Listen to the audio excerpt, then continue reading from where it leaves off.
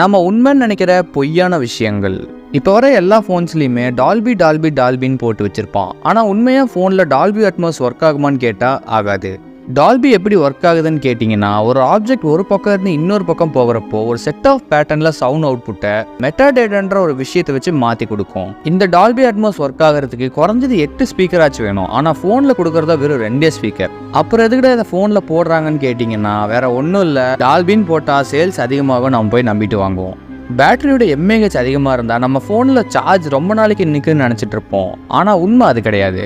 ஃபோனில் புவரான சாஃப்ட்வேர், மொக்க chip, local display இதெல்லாம் இருந்தாலே 6000 எம்ஏஹெச் இல்லை 10,000 எம்ஏஹெச்சாகவே இருந்தாலும் ஒரு நாள் தான். ஸோ எப்பயுமே பேட்டரியோட எம்ஏஹெச்சை பார்க்காதீங்க, ஆப்டிமைசேஷன் எப்படி இருக்குன்னு பாருங்கள். உங்கள் ஃபோனில் 10 நிமிஷத்துலேயே ஃபுல் சார்ஜ் ஆகிருன்னு சொல்லி நம்ம தலையில் கட்டுற இந்த ஃபோன்ஸ்லாம் ஆக்சுவலாக ஃபோனில் சார்ஜ் வேகமாக ஏறும். ஆனால் சார்ஜ் வேகமாக ஏறுறதுனால கொஞ்ச நாள்லேயே பேட்டரி போயிடும், ஹீட்டிங் ப்ராப்ளம்ஸ் வரும். ஆனால் இதெல்லாம் ஒன்றும் சொல்ல மாட்டானுங்க.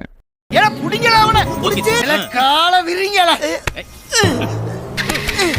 அப்படி லாரி உள்ள வர மாதிரி விரிக்கிறீங்க?